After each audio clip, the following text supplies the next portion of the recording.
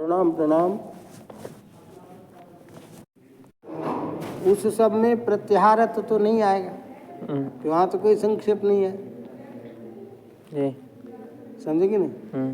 तो यदि हम योग मात्र स्वीकार करेंगे प्रत्याहार शब्द को, ये विग्रह के द्वारा ही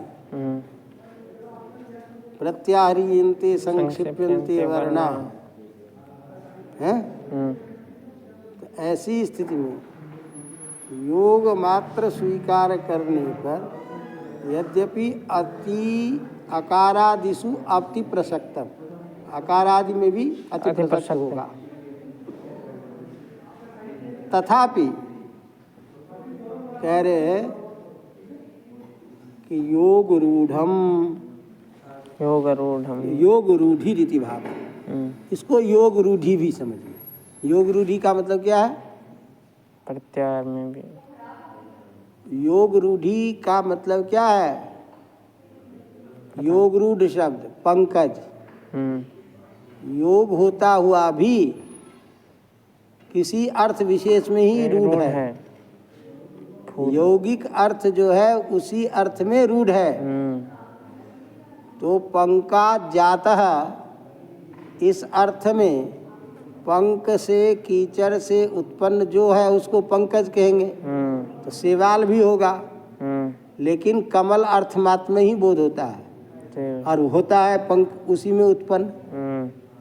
तो उससे उत्पन्न किसी विशेष अर्थ में ही बोध होना, तो विग्रह के साथ साथ किसी विशेष अर्थ में ही होना, शब्द का अर्थ होना योग रूढ़ कहलाता है।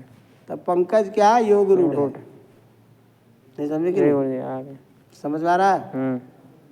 तो यद्यपि केवल योग मात्र स्वीकार करेंगे, है ना, तो भी आकार आदि में चला जाएगा, लेकिन इसको योग रूढ़ी स्वीकार करते। समझ में आ रही बात कि नहीं? अब बताऊं? अब इसका मतलब ये हुआ कि जहाँ भी वर्णों का संक्षेप होगा वो प्रत्याहार कहलाएगा। ये जो प्रत्याहार हैं ये 41 इति प्रांच, प्राचीनों के मत में 41 प्रत्याहार माने जाते हैं। नहीं समझे? प्रत्याहारों की गिनती क्यों करें? इसका मतलब आपको हमने तरीका दे दिया कि भाई अंतिम इत्संज्ञक वर्ण के साथ जो आदि वर्ण वो अपना अपने बीच के वर्णों का बोध कराता है। तब अब इस अस्त्र से लेकर के आपके मन में जो वर्जी आ जाए प्रत्याहार बना लें। हमको युट प्रत्याहार बनाना है, ऐसे थोड़ी होगा, है? नहीं, यट प्रत्याहार बनाना है। तो प्रत्याहार हम उतने ही गिनते हैं, उतने ही बनाते हैं, क्योंकि बिना प्रयोजन के हम कार्य नहीं करते। तो व्याकरण शास्त्र में जितनी हमको ज़रूरत है वर्णों के ज्ञान के लिए, शब्द के ज्ञान के लिए, उतने ही प्रत्याहार हम मानते हैं। तो कुछ प्रत्याहार तो ऐसे हैं जो पाणिनि जी के द्वारा साक्षात सूत्र में पठित है, तो वो भी प्रत्याहार है। लेकिन माहेश्वर सूत्र से बनने वाले जो प्रत्याहार हैं वो प्रत्याहार अलग संख्या में है। समझ में आ रही बात? तो जब प्रत्याहार की बात चली कि इस तरह से प्रत्याहार हम इसको कहते हैं, और इस तरह से माहेश्वर सूत्रों में या सूत्रों के वर्ण का ज्ञान हम प्रत्याहार के द्वारा करते हैं, और यही प्रत्याहार के द्वारा ज्ञान करके हम सूत्रादि का बोध करते हैं। इको यनच, इक के स्थान में यन होता अच के द्वारा, तो इको यनच सूत्र के अर्थ को बोध करने के लिए हमने इक यन अच प्रत्याहार। अब यदि प्रत्याहार का तरीका हमारे पास नहीं होता और इको यनच सूत्र का जो अर्थ है वो हमको करना होता, तो कैसे करते? नहीं हो। प्रत्येक वर्ण बोलना पड़ता। प्रत्येक वर्ण बोलते तो ई उ री री के जगह बड़ा य ब र ल होता है इत्यादि। हैं? बड़ा अर्थबोध संभव नहीं था। तो प्रत्याहार के द्वारा हम सूत्रादि का ज्ञान करते हैं। तो जितने प्रत्याहारों की हमें जरूरत है वही प्रत्याहार हम बनाते हैं। तो हमारे आचार्यों ने उन प्रत्याहारों को लेकर के जो हमको बताया उसकी संख्या कह रहे हैं कि प्राचीनों के मत में 41 है। समझ में आ रही बात? तो प्रत्याहारस्य एकचत्वारिंशत् इति प्रांचः। प्राचीनों के मत में ये प्रत्याहार 41 होते हैं। समझे कि नहीं? तो कहा कि ये 41 होते हैं। तो ये कौन से प्रत्याहार है? सब मिलाकर के प्रत्याहार है 41 या कोई विशेष? उसको क्लियर कर रहे हैं आगे। चतुर्दश सूत्रेषु पढ़ना रे। चतुर्दश सूत्रे और ये समझ में नहीं आता। चतुर्दश सूत्रेषु हलभिः इदभिः कृता अष्टाध्याय्यां व्यवहृता एकचत्वारिंशत् इत्यर्थः। ये जो 41 प्रत्याहार है 14 सूत्रों में जो इत्संज्ञक वर्ण को लेकर के बनाए गए प्रत्याहार हैं जिसका अष्टाध्यायी में प्रयोग किया गया है वो संख्या 41 है। नहीं समझे? समझ में आ रही बात? ये 41 प्रत्याहार कौन है? जो माहेश्वर सूत्रों में इत्संज्ञक वर्ण को लेकर के बनाए गए हैं जिसका व्यवहार अष्टाध्यायी में किया गया है वो 41 प्रत्याहार। वो प्रत्याहार 41 है। नहीं समझे? तो अष्टाध्यायी में माहेश्वर सूत्र से इत्संज्ञा करके माहेश्वर सूत्र में इत्संज्ञक वर्ण को लेकर के ये बनने वाले प्रत्याहार 41 हैं। इसका मतलब क्या हुआ कि जहाँ हो सकता है इसके अतिरिक्त पाणिनि जी ने जो सूत्र आदि में प्रत्याहार किया है उसके अधिक होने पर भी कोई क्षति नहीं है। तो यदि ये हम क्लियर नहीं करते कि चतुर्दश सूत्रे हलभि इदभि कृता संज्ञा अष्टाध्याय्यां व्यवहृता संज्ञा एकचत्वारिंशत् ये नहीं बताते तो कुल प्रत्याहार की संख्या 41 है ये ज्ञान होता। तो फिर कोई कहता कि भाई सुप प्रत्याहार है कि नहीं? तिंग प्रत्याहार है कि नहीं? है। लेकिन जब हमने क्लियर कर दिया कि नहीं भाई इत्संज्ञक वर्ण को माहेश्वर सूत्र में इत्संज्ञक वर्ण को लेकर के अष्टाध्यायी में जो व्यवहार किया गया है वो संख्या 41 है। तो इससे क्या हुआ? सुप तिंग इत्यादि जो अधिक प्रत्याहार है सूत्र आदि में उसके भी अधिक होने में कोई क्षति नहीं है। नहीं समझेंगे ना? तो इसका मतलब प्रत्याहार की संख्या तो अधिक है लेकिन माहेश्वर सूत्र से बनने वाले प्रत्याहारों की संख्या प्राचीनों के मत में 41 है। और नवीन र प्रत्याहार भी मानते हैं उनके मत में 42 प्रत्याहार है। चल आगे। तेन सुप्तिंगादीनां प्रत्याहारस्य चयो द्वितीयासरी इति वार्तिकश्चय प्रत्याहारस्य साधिक्येप्यदोषः। इससे क्या हुआ? चाहे र प्रत्याहार आप कोई मान लो चयो द्वितीयासरी पुष्कर चय प्रत्याहार कहा, सुप प्रत्याहार कहा, तिंग प्रत्याहार कहा। तो इन सारी चीजों में बनाए गए प्रत्याहार के अधिक होने पर भी कोई दोष नहीं है।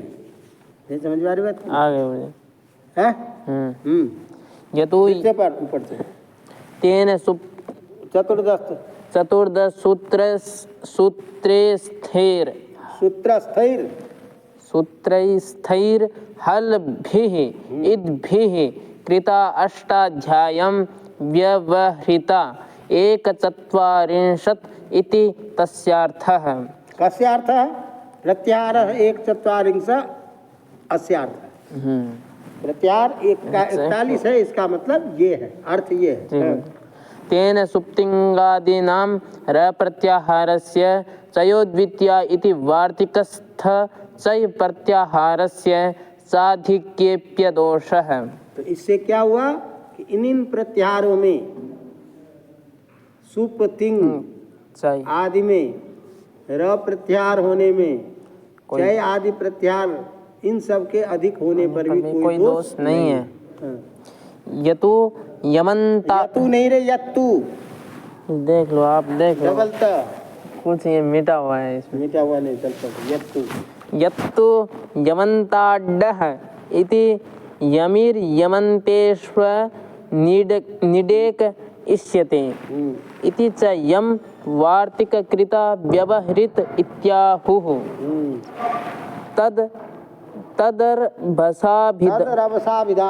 तदरभसाभिधानम्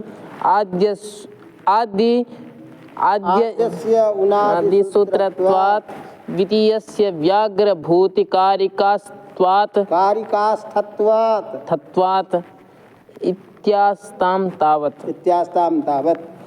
कहते हैं कुछ लोगों ने कहा, जिन लोगों ने ये कहा कि देख भाई यमन्ताड्ड ये भी है सूत्र, इसमें प्रत्याहार बनाया गया यम।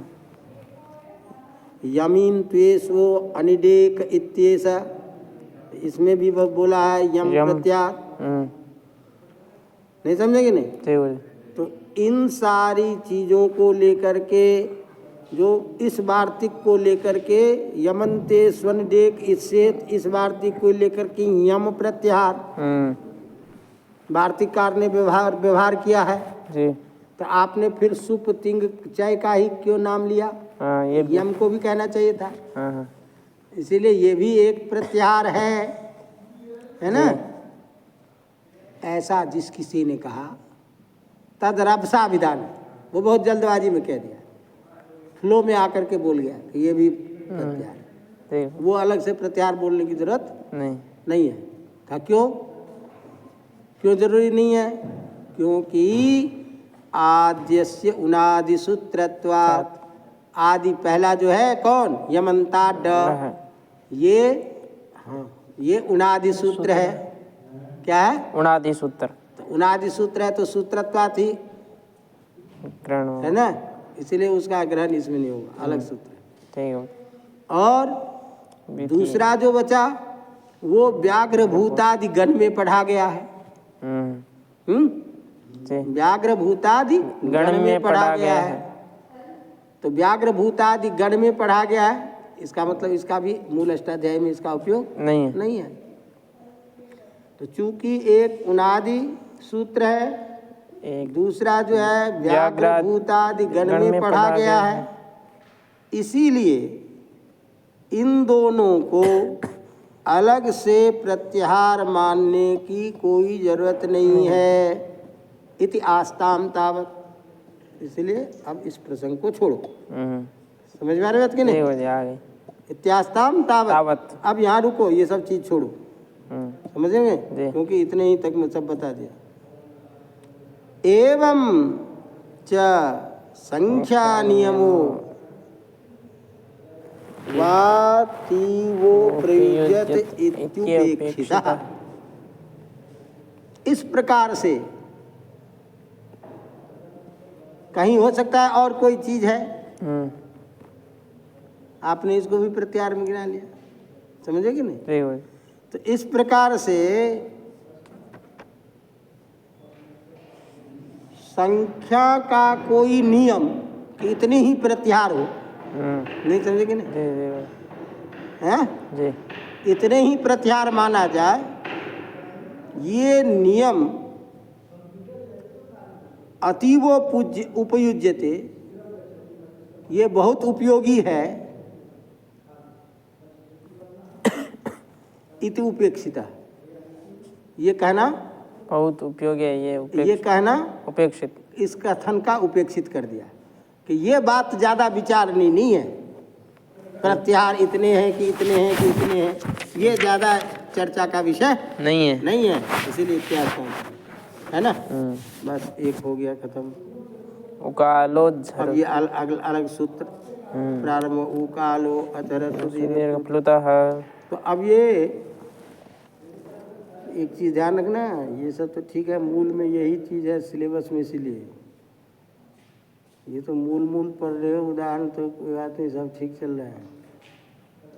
इसका असली ग्रंथ तो है शब्द रत्न, इसकी सभी की ठीक है। शब्द रत्न बहुत व्याख्या है।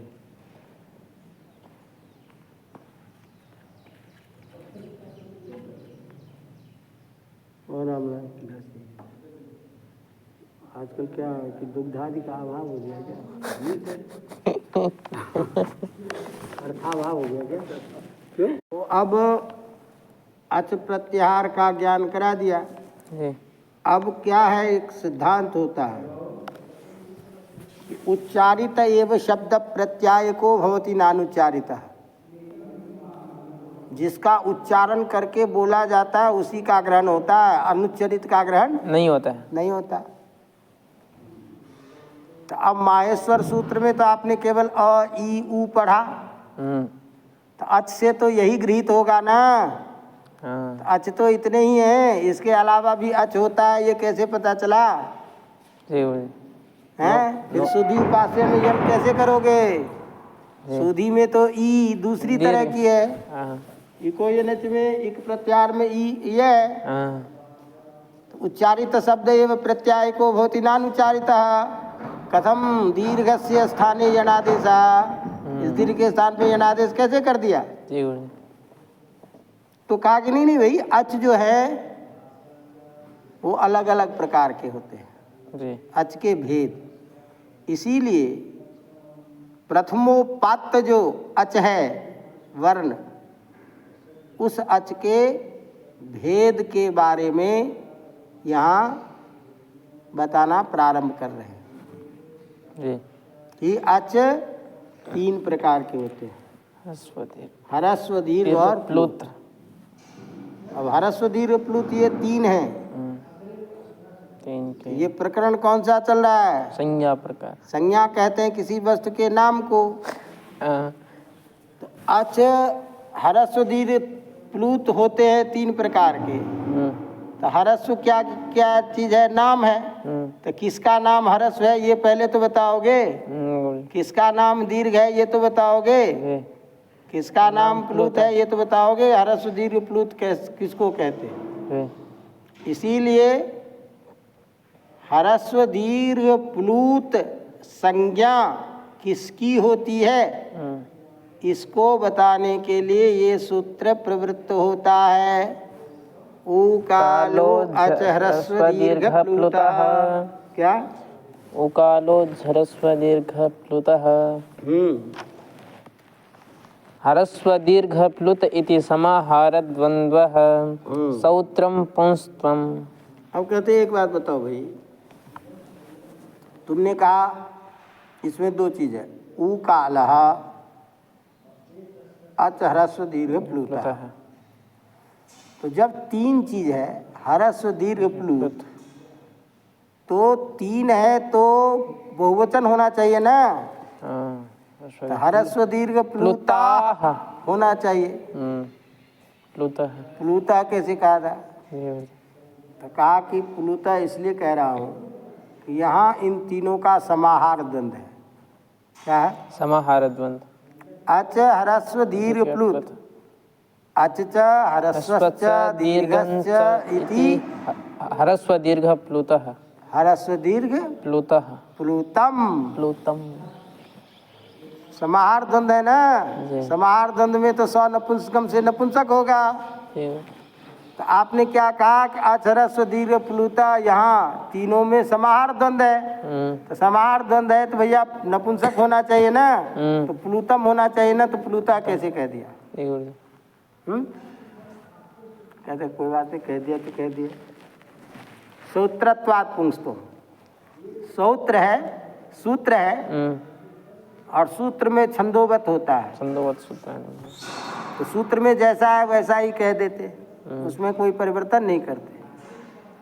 तो कहा एक बात बताओ, तो फिर समाहार द्वंद्व मानने की क्या जरूरत थी? हैं? जी। इतरेतर योग द्वंद्व ही रहने देते। और कोई प्रश्न करता कि बहुवचन क्यों हुआ, तो कह देते सूत्रत्वात् एक वचनम। नहीं समझी? जब सूत्र इसी को लेना है तो सूत्रत्वात् एक वचनम ही कह दो ना। जबरदस्ती समाहार द्वंद्व मानो, समाहार द्वंद्व हो करके पुंस्त करोगे, पुंस्त कथम, तो सूत्रत्वात् पुंस्तम। तो बहुत चीज है, समाहार द्वंद्व न मान करके इतरेतर योग ही द्वंद्व रहने दीजिए। इतरेतर योग द्वंद्व में बहुवचन होना चाहिए। फिर कहा कि बहुवचन नहीं तो एक वचन क्यों, तो कह दो सूत्रत्वात् एक वचनम। नहीं समझे? फिर क्या कर दिए, समझे कि नहीं? वाम काल वो इसमें नहीं। तो फिर इस प्रश्न का समाधान भी तो होना चाहिए। कथम न सूत्रत्वात् एक वचनम इत्युक्तम, कथम समाहार द्वंद्व सूत्रत्वात् पुंस्तम। तो कहते हैं कि देखो, लिंगम अशिष्यम लोकाश्रित्वात्। लिंग जो है वो लोकाश्रित होता है, और लोकाश्रित जो है वो अशिष्य होता है, उसको शासन नहीं किया जा सकता। ऐसा ही हो, शास्त्र जो है लोकाश्रित का अनुशासन नहीं करता। समझे कि नहीं? समझ गया। लेकिन एक वचन द्विवचन जो है, वहां पाणिनि जी ने स्पष्ट कहा, द्वेकयोर द्विवचने एकवचने बहुषु बहुवचनम। डायरेक्ट जब पाणिनि जी ने सूत्र का विधान किया है, तो बहुवचन के रहते यदि एक वचन कर दोगे तो सूत्रत्वात् कहने पर भी पाणिनि जी के उस सूत्रों का विरोध होता। नहीं समझे कि नहीं? समझ गया मुझे। लेकिन सूत्रत्वात् पुंस्तम कहने में कोई विरोध नहीं हो रहा है, क्योंकि लोकाश्रित है। लिंग जो है पुल्लिंग में करो, स्त्रीलिंग में। भाई तुम किसी शब्द को यहाँ स्त्रीलिंग पुल्लिंग में बोलते हो, दक्षिण भारत में स्त्रीलिंग में बोलता है, अन्य जगह दूसरे लिंग में बोलता है। नहीं समझ आ रहे हो? आ गई। तो लिंगम अशिष्यम, तो लिंग के सूत्रत्वात् कहने पर कोई शास्त्र का साक्षात विरोध नहीं हो रहा। लेकिन यदि हम कह देते सूत्रत्वात् एक वचनम, तो वहां भी तो आपका सूत्र ही है, साक्षात विधान कर रहा है। द्विकयोर द्विवचने द्विकयोर द्विवचने एकवचने बहुषु वचनम, उस शास्त्र का विरोध हो जाता। इसीलिए कह दिया नहीं, सूत्रत्वात् पुंस्तम, यही कहना। समझ में आ रही बात? अब कहते हैं कि एक बात बता भाई, ऊकालः ह्रस्व दीर्घ प्लुतः, तो यहाँ ऊकाल है। तो ऊकाल का मतलब क्या? ऊ के समान काल है जिसका ऊ एक ही वर्ण है, तो एक वर्ण है, उसके समान काल तो एक ही अचवर्ण का होगा। और एक अचवर्ण को तीन संज्ञा कैसे होगी? नहीं समझ आ रही बात? आ गई। क्या समझे? ऊ जो है एक ही अक्षर है, एक ही अच है, तो उसके समान उच्चारण काल है, एक ही अच का होगा। एक ही अच का होगा। और एक अच का तीन संज्ञा कैसे होगी? हैं? तो फिर उकाल क्या कहा? इसीलिए इस उकाल को समझाने के लिए तुमको सिद्धांत कौमुदी में वहां का उच्च उच्च उच्च इति वा, ये जो ऊ है, तीनों प्रकार के ऊ का जो बहुवचन में प्रयोग है वह उसका काल के साथ समास है। तो समास होने पर मूल शब्द बचता है न रे, तो मूल शब्द तो ऊ ही है, ऊ के साथ काल का समास किया। तो इस ऊ में तीन प्रकार का ऊ है, तीन प्रकार के उकार का एक शेष है। समझे कि नहीं? आ गया। इसीलिए यहाँ कोई ये न समझ ले कि एक प्रकार का ऊ है और एक प्रकार के ऊ को एक ही संज्ञा होगी, तीन तीन संज्ञा हो नहीं सकती है। तो ये कथन कैसे उपयुक्त होगा। इसीलिए इस बात को ध्यान में रख करके स्पष्ट किया कि नहीं भैया उस इति हुआ, समझे ना।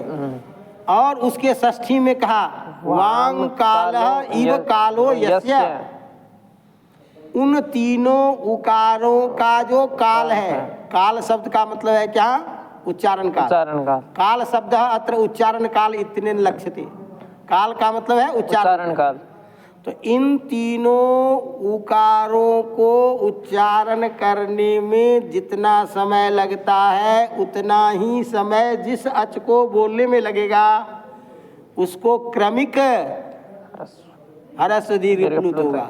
तो अच ह्रस्व दीर्घ 3 हो गया, इधर भी 3 हो गया। नहीं समझ में आ रही बात? इस प्रकार के 3 उकार का ग्रहण हो गया। समझ में आ रही बात कि नहीं? तीनों उकारों का क्रमिक ह्रस्व दीर्घ प्लुत के साथ अन्वय हो जाएगा यथासंख्य मनुदेश समानम। तो प्रथम का प्रथम के साथ अन्वय, उ का ह्रस्व के साथ, उ का दीर्घ के साथ, प्लुत उ का प्लुत के साथ। अब चूंकि ये हमको समझ में नहीं आता इसीलिए और हम इसको स्पष्ट करने के लिए लोग बोल देते हैं एक मात्र को भवेद ह्रस्व। एक मात्रा जिसमें है उसे हम ह्रस्व कहते हैं, 2 मात्रा वाले को दीर्घ कहते हैं, 2 से अधिक मात्रा वाले को प्लुत कहते हैं। समझ में आ रही बात की नहीं? तो यहाँ उकाल में 3 उकार है, तीनों उकारों का एक शेष है। समझे कि नहीं? इसी बात को वृत्ति में क्या लिखा, वाम काल इति। समझे कि नहीं? तो ये क्या है, फलितार्थ कथन है। क्या है? फलितार्थ कथन। मैंने तात्पर्य ये निकला कि तीनों उकालों के साथ में के समान काल है जिसका। नहीं समझे कि नहीं? क्योंकि जब आपने वह किया तो वह का मतलब तो तीनों उकार हो गया। नहीं समझे? तो वह हुआ तो षष्ठी के एक वचन में क्या होना चाहिए, वह है। तो वह काला इव कहना चाहिए था ना। बहुवचन में आपने क्या कहा, वांग काला, ये कैसे कह दिया भाई? तीनों का वह का ही मतलब हो गया 3। और वह शब्द जो है उसको षष्ठी के एक वचन में ले जाओगे तो वह बनेगा ना हलंत। हलंत के षष्ठी के एक वचन में वह बनेगा ना। तो वह काला होना चाहिए ना, विग्रह होना चाहिए। वह काला इव कालो यस्य, तो कहा उचित विग्रह तो वही है। वांग काल तो फलितार्थ कथन है कि 3 उकार है, इसको स्पष्ट करने के लिए कह दिया वांग काले। विग्रहस्तु वह कालो यस्येति बोध्य, इसीलिए विग्रह तो इसका भैया वह काल यस्य, यही विग्रह समझना चाहिए। उ शब्देन स्वोच्चारण कालो लक्ष्यते। उ शब्द से यहाँ स्वोच्चारण माने जो जिस उकार का उच्चारण किया गया उसका उच्चारण काल लेना चाहिए।